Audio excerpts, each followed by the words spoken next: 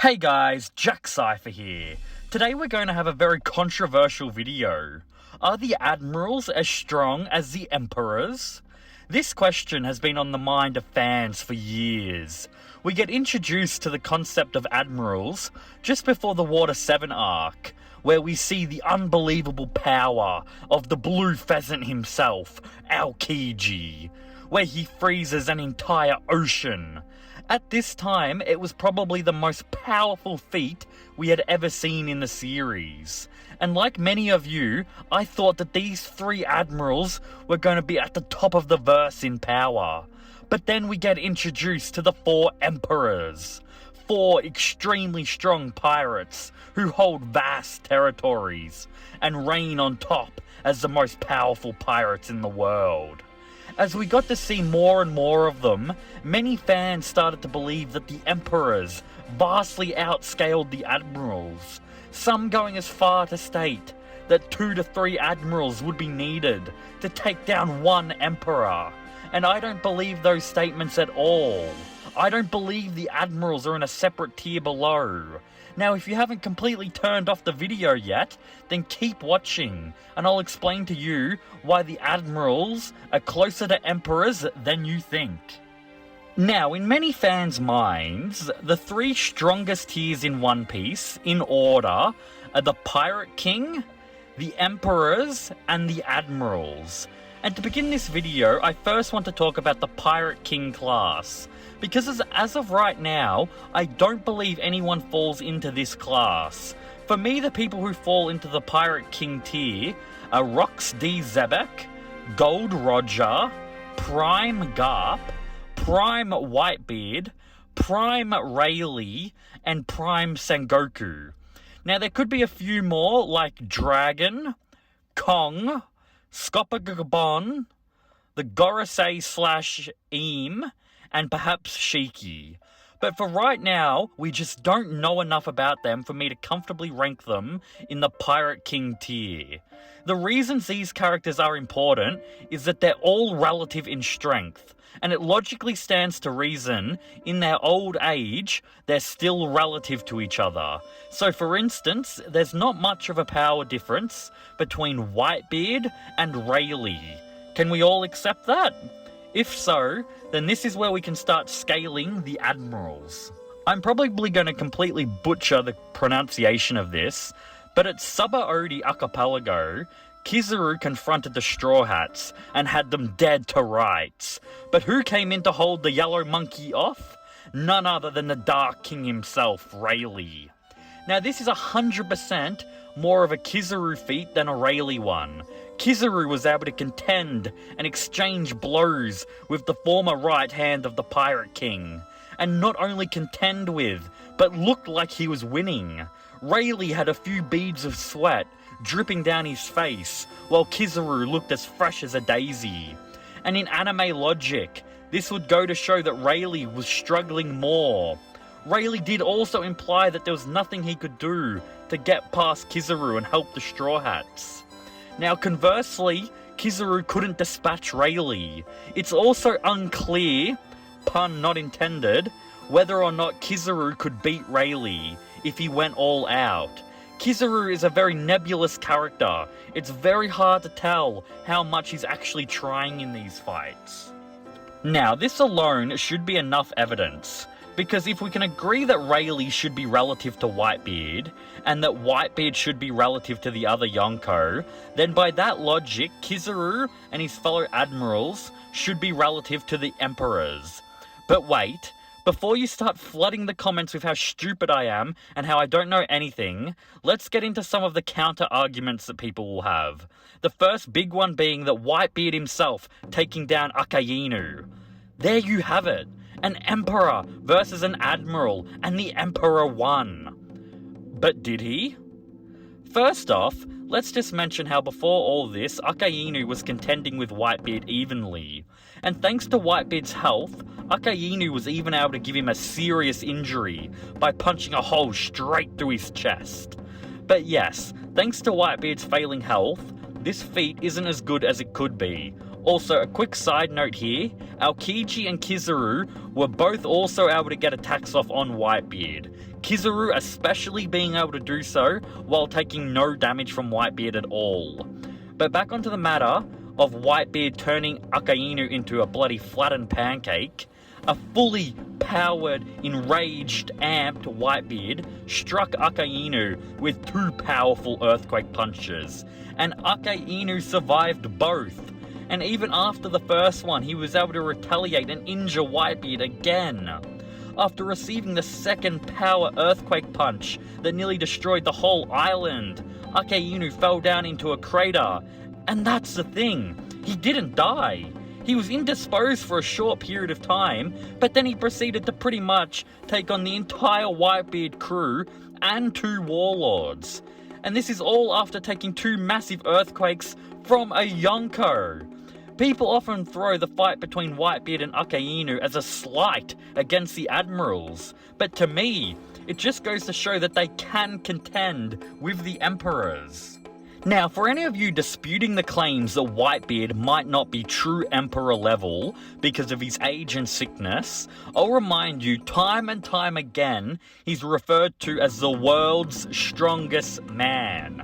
Now, that might not include Kaido, who's referred to as the King of the Beasts, or Big Mom, who's a woman, but it is stated that he's the world's strongest man. Now, if you want to say it's a bit outdated, then I'll just say that Whitebeard stalemated Shanks when Shanks came aboard his ship, in both physical blows and conqueror's haki. So yes, I would say Whitebeard's definitely on the same level as Shanks. If you really want to lowball him, because of his age and health, then you could say he's the weakest of those 4 emperors. But he's definitely still Yonko tier, no question. While we're talking about Shanks, him coming in and stopping the war does not scale him above the bloody Marines. I've seen people claim this before, and it's stupid. Sengoku told the Marines to stand down, not because he was afraid of Shanks, but because he thought there was already too much death, and he didn't want to needlessly sacrifice any more men. There's one more thing about the War of the Best I want to bring up, and that's to do with Ben Beckman threatening Kizaru. This scene is thrown around all the time by Admiral haters, and it's so silly. Basically, people think that because Kizaru put his hands up and wasn't moving when Ben Beckman threatened him, that he, and conversely the other Admirals, are close to high Yonko commander level, which I find very odd. In this very war, Kizaru and Aokiji take down both Jozu and Mako. And yes, they were slightly distracted, but they still took them down no problem. Even Doflamingo took control over Jozu, and Luffy 2 years later beat Dofi, but wasn't able to do anything against Fujitora. And this same Luffy, with the added assistance of a newly learned advanced observation haki, took down Katakuri. Not to mention Aokiji was also able to completely blitz Doflamingo on Punk Hazard. And getting back on topic, right after Ben Beckman threatened him, Kizaru just zipped away to attack the fleeing Luffy. Like seriously, my boy Borsalino was just humouring Beckman. He wasn't in any danger and he wasn't afraid. So yes, I just thought I would include this in case anyone tried to use that as an argument. Now, the Admirals don't have many showings post-time skip, but there are 2 scenes I want to quickly go over. The first is Kizaru offering to go and confront Kaido and Big Mom alone. God, I fucking love Kizaru. Now, this can be played off by saying that Kizaru was just being flippant and silly, which I'd be more inclined to agree with. However, Sakazuki didn't reprimand or make fun of Kizaru's claim. He took it incredibly seriously, before telling him to stand down because of the unknown quantities in Wano, wanting to play it safe, but also kind of implying that Sakazuki had faith in Kizaru. It's very hard to tell, and it's all really only up to your own interpretations. Honestly, I really wouldn't be surprised if Kizaru was the strongest admiral in the Marines. And yes, I'm including Sakazuki in that. Now, that is 100% just my opinion. I have no concrete evidence, just a little hunch that I think Oda might do. Anyway, the other post-time skip scene is manga only for now, so if you don't want to be spoiled, then jump to this time on the screen. We all good? Okay, so you all probably know the scene I'm talking about. It's Green Bull coming to Wano and being scared of Shanks, in heavy quotation marks. So Green Bull basically comes to Wano, he takes down King and Queen, who were already captured at the time, then proceeds to take on the 9 red scabbards, as well as an adult Momo in his dragon form, the latter being a pretty decent feat. But then Shanks uses his Conqueror's Haki all the way from his ship, and Green Bull gets scared, once again in heavy quotation marks. He then proceeds to leave. The reason I'm saying quotation marks is because it's hard to tell how scared he really was, if at all. We know barely anything about Green Bull, and he's a very out there type of character. This scene honestly gives me Kizaru and Ben Beckman vibes. In the way his hands went up, and his remark to Shanks, it just didn't seem like he was scared. He fled, most likely because Shanks getting here meant he wouldn't be able to accomplish his goal. He couldn't take on the red-haired pirates, the Straw Hats, and Wano, so he fled. I do agree though that Green Bull has probably the worst showing out of all 5 Admirals we've seen in the series. That being said, we also haven't seen much of the rest of the Admirals.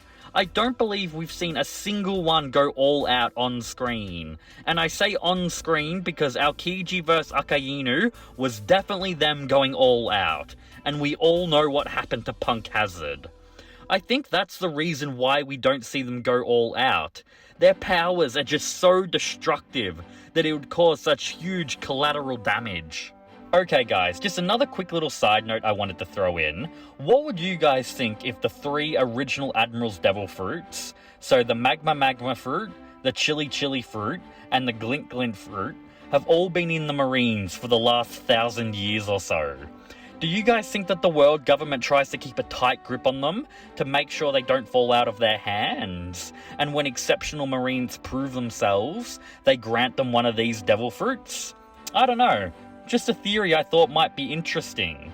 If you guys want me to make a video on that, let me know down in the comments.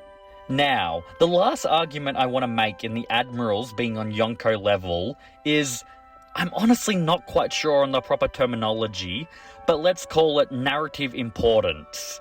We've seen in the series that the Admirals are the strongest force in the Navy, and by extension the strongest force the world government has. At least that we're definitely 100% sure of.